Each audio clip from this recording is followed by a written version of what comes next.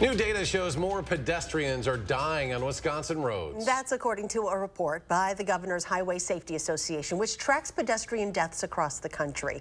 News 3 Now's Kyle Pazorski breaks down that report and what it means for people in Madison. Kyle? Well, experts I spoke with today say they expected to see fewer pedestrian deaths coming out of the pandemic, but in Wisconsin, that's not the case. The good news is in Madison, the numbers are trending in the opposite direction.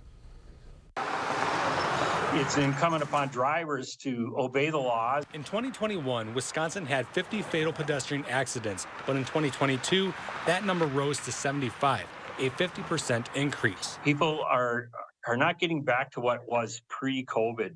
They're still driving really too fast and not paying attention. David Papst of the Wisconsin DOT says it's due to drivers continuing those bad habits that were formed when far fewer people were out driving in 2020 and 21.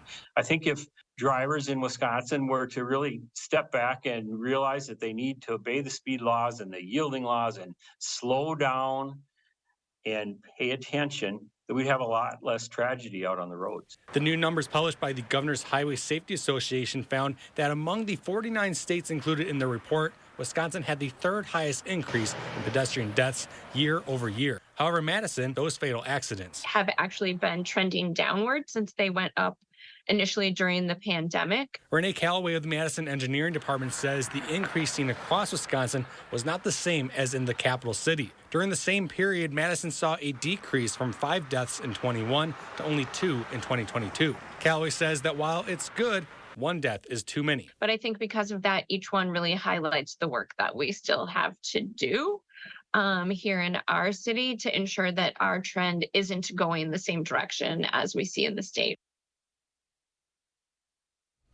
It might sound simple, but the best advice to pedestrians is to always make sure you're aware of your surroundings and to cross the street only at designated crosswalks. Reporting for News 3, I'm Kyle Pazorski.